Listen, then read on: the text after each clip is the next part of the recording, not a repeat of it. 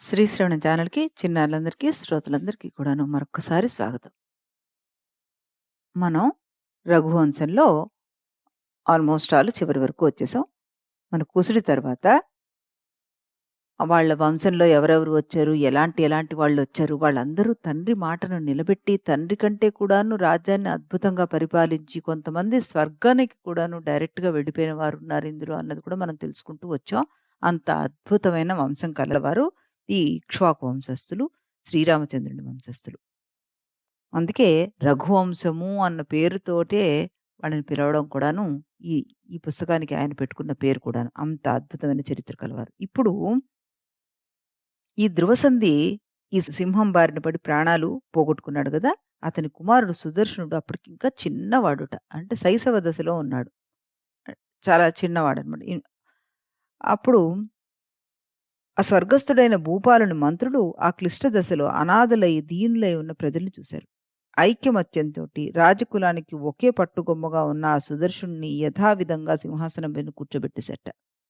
చిన్నవాడైనా సరే అతన్ని కూర్చోబెట్టి అతని సింహాసనాన్ని అధిష్ఠింపజేసారు వాళ్ళు. తర్వాత బాలచంద్రుడితో కూడిన ఆకాశంలాగా ఏక సింహ శిశువుతోటి వెలసిల్లే విపినం మాదిరిగాను, ఒంటి తామర మొగ్గతో ఒప్పారే మడుగు మాదిరిగాను ఆ బాల నరపాలుని వలన రఘుకులం రాజిల్లింది అన్నారు. కిరీట ధారణం చేసిన ఆ బాలుణ్ణి లోకం అతని తండ్రితో సమానంగానే భావించిందిట. గున్న ఏనుగంతటి చిన్న మేఘం అయినా గాలి తోడైనప్పుడు దిక్కులకు ప్రాకడం కనిపిస్తుంది కదా! ఆరేళ్ల ప్రాయం కల ఆ సుదర్శనుడు ఉజ్వల వేషం ధరించి మావటి సహాయంతోటి ఏనుగెక్కాడు. అతడు రాజవీధుల్లో పోతుండగా ప్రభువు కాబట్టి ప్రజలతన్ని ధ్రువసంధిని గౌరవించినట్లుగానే గౌరవించారట. అతడు బాలుడు కాబట్టి పైతృకమైన సింహాసనాన్ని నిండుగా ఆక్రమించలేకపోయాడు కానీ, తన శరీరాన్ని ఆవరించి బంగారు కాంతిని బోలిన తేజస్సంపదతోటి ఆసనాన్ని సమగ్రంగా ఆక్రమించగలిగాడు అంటే, ఇతను కూడా అంత కీర్తిమంతుడయ్యాడు అని ఇక్కడ కవి చెప్తున్నారనమాట. ఆ సింహాసనం నుండి కొంచెం క్రిందకి వచ్చి స్వర్ణపీఠాన్ని స్పృశింపకనే వేలాడుతూ ఉన్న లాక్షరస రంజితములైన అతని పాదాల ముందట నరపాలులు అందరూ తలలు వంచి మోకరిల్లారు. అంటే సింహాసనం నుంచి ఆ మెట్టును కూడా అందుకోనటువంటి స్టేజ్‌లో ఉన్న ఆ చిన్న పాలుడిని పక్కన ఉన్న రాజులందరూ అంటే అతనికి వాళ్ళ నాన్నగారు జయించిన ఈ నరపాలులందరూ కూడాను, ఈ పక్కన భూపతులందరూ కూడాను ఎంతగానో గౌరవించారంటేట, వాళ్ళ కొడుకుకే ఈ సింహాసనం దక్కాలి. ఆయనే చక్రవర్తిగా ఉండాలి అన్నట్టుగా అందరూ ఆయన దగ్గరే ఎప్పుడూ ఆ చిన్న కుర్రవాడు అని చూడకుండా అందరూ కూడాను ఆయనకే కప్పం కడుతూ ఆయన కింద సామంతులుగానే ఉన్నట్ట.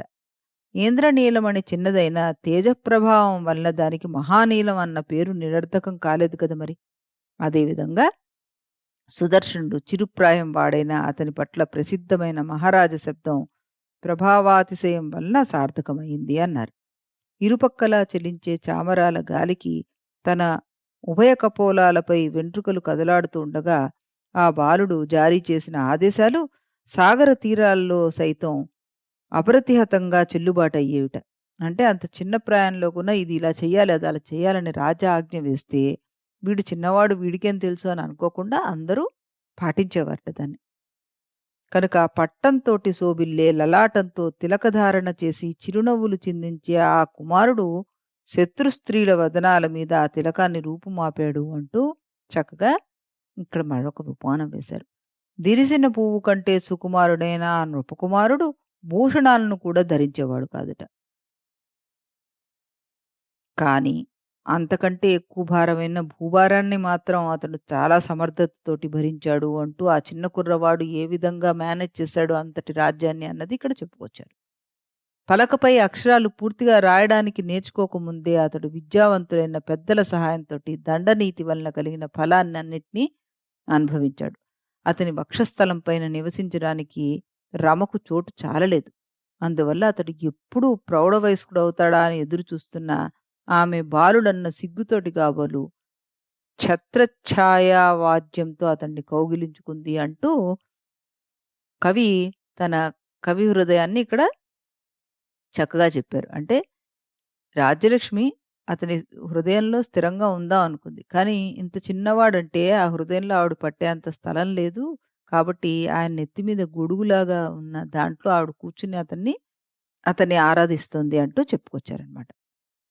ఆ సుదర్శనుని భుజం ఇంకా కామిడి మాను సామ్యం పొందలేదు. అల్లెతాటి దెబ్బల మచ్చలు కూడా దానిపై ఏర్పడలేదు. అంటే అతను ఇంకా యుద్ధం అవి కూడా ఇంకా ఏమి నేర్చుకునే స్థితిలో లేడు. 6 ఏళ్ల బాలుడు అతడు. అది కత్తిపిడిని కూడా స్పృశించలేదు. అయినా దాని నుండి ధరణికి చక్కని రక్షణ సమకూరింది. కాలక్రమంలో అతని శరీర అవయవాలతో పాటు జనప్రియమైన శౌర్యాది గుణాలు కూడా వృద్ధి పొందాయి. ఆ సుదర్శనుడు పూర్వజన్మలోనే సమగ్రంగా నేర్చుకుంటున్న వాటిని ఇప్పుడు స్మరిస్తున్నాడా అన్నట్లు గురువులకు క్లేశం కలిగించకనే త్రివర్గానికి మూలమైన 3 విద్యలను వాటితో పాటు తండ్రి పాలించిన ప్రజలను స్వాధీనం చేసుకున్నాడు అంటూ అతను పెరిగి పెద్దవాడవుతూ ఏ విధంగా చక్కగా విద్యలన్నిటినీ అభ్యసించాడు. ఏమాత్రం గర్వం లేకుండా తండ్రి లేకపోయినా కూడా అంత పిన్న వయస్సులో అతను రాజ్యభారాన్ని వహిస్తూ చక్కగా విద్యలన్నీ నేర్చుకుంటూ ప్రజలనందరినీ కూడాను తన వైపు మలుచుకున్నట్ట. ధనుర్విద్యను అభ్యసించేటప్పుడు సుదర్శనుడు పూర్వ శరీరాన్ని కొంచెం చాచి నిలబడ్డాడు. కేశపాశాన్ని ఎక్కట్టాడు. ఎడమ మోకాలు ముడుచుకొని బాణం సంధించి కార్ముకాన్ని కర్ణాంతరం వరకు లాగిన వాడే శోభిల్లాడు అంటూ చక్కగా ఆయన ధనుర్విద్యను ఏ విధంగా అభ్యసించాడు ఎంత నిష్ఠతోటి అన్నది ఇక్కడ మనకి చెప్పారు. అంతటా సుదర్శనులో అనురాగ బంధానికి పల్లవమైన యవ్వనం పటమర్చింది. ఆ యవ్వనం స్త్రీలకు నేత్రప్రాయమైన మధువుగాను, మదన వృక్షం పూచిన పువ్వుగాను, సర్వాంగాలకు సహజమైన ఆభరణంగాను, విలాసాలకెల్లా మొదటిదిగాను విరజిల్లింది అంటూ చక్కటి వర్ణన చేశారు. అంటే అంత యవ్వనవంతుడుగా చక్కగా తయారయ్యాడు ఆయన అంటూ చెప్పారనమాట. ఆ తర్వాత ఇంకేం చెప్తున్నారాయన, విద్యావంతుల్లో అగ్రగణ్యుడు, జితేంద్రుడు అయిన ఈ సుదర్శనుడు వార్ధక్యంలో అగ్నితేజుడైన తన కుమారుడు అగ్నివర్ణునికి పట్టాభిషేకం చేశాడు. తాను తపస్సు చేయడానికై నైమిసారణ్యానికి వెళ్ళిపోయాడు. అక్కడ ముని వృత్తుల్లో ఉంటూ ఆయన అన్నిటినీ వదిలిపెట్టేసి చక్కగాను ఏ కోరిక లేకుండా తపస్సు చేసుకుంటూ ఉన్నట్ట నైమిసారణ్యానికి వెళ్ళిపోయి. ఎవరు? ఈ సుదర్శనుడు. ఆ తర్వాత అతని కుమారుడైన అగ్నివర్ణుడికి ఈ భూమి సంక్రమించింది. కానీ అగ్నివర్ణుడి చరిత్ర అంత గొప్పగా చెప్పుకోదగిన విధంగా ఏమి ఉండదు. అతను మహాకాముకుడు. ఏమాత్రం శ్రమ లేకుండా వచ్చిన రాజ్యాన్ని అతడు రక్షించడం పోగా, దాన్ని పూర్తిగా విస్మరించి మంత్రుల మీద బాధ్యతను వదిలేసి, తాను స్త్రీలతోటి సుఖాలు అనుభవిస్తూ, దినదినం అంతకంతకీ తన కుల ప్రతిష్టను అతను చిన్నబుచ్చేశాడు. అతని ఒక కామవాంఛ ఎంతవరకు దిగజారిపోయింది అంటే, క్షయరోగగ్రస్తుడైపోయాడు ఆ రఘుకుల భూపతి. అతను తన వంశానికి మచ్చ తెచ్చిన వాడయ్యాడు. ఇప్పుడు మన రాజు పుత్రప్రాప్తి కొరకై జపాధ్యానుష్ఠానాలను చేస్తున్నాడు అని పలుసార్లు అతని రోగాన్ని కప్పిపుచ్చి ఉంచేవారట మంత్రులు పాపం.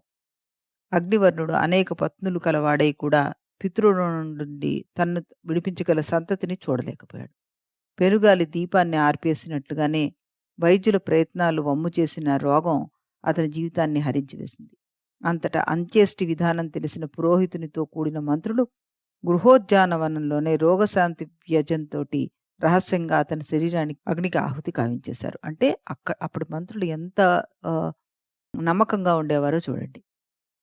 రాజు లేని రాజ్యం పరభూపతుల పాలవుతుంది అని చెప్పి రహస్యంగానే ఆయనకి ఆ రోగం ద్వారా ఆయన మరణాన్ని కూడాను వాళ్ళు దాచిపెట్టారు. వెంటనే పౌరజన పదులలోని ప్రధానులను సమావేశపరిచి అమాత్యులు గర్భవతి అయిన అగ్నివర్ణుని సహధర్మచారిణికి పట్టాభిషేకం చేశారు. ఆవిడ అప్పటికి గర్భవతనమాట. నరేంద్రునికి కలిగిన ఆపదచే శోకిస్తున్న రాణి యొక్క వెచ్చని కన్నీటి చేత తపించిన గర్భం హేమకుంభాల నుండి జారిన చల్లని అభిషేక జలాలతోటి చల్లబడింది అన్నారు ఇక్కడ కవి. ఆ తర్వాత ప్రసవ సమయాన్ని ప్రతీక్షించే ప్రజల సంపదకై శ్రావణ మాసం విత్తిన విత్తనాలను ధరించే భూమిలాగా గర్భం ధరించిన రాణి కనక సింహాసనాన్ని అధిష్ఠించి ఆప్తులైన వృద్ధ అమాత్యుల సహాయంతోటి భర్త రాజ్యాన్ని చక్కగా పరిపాలించింది అంటూ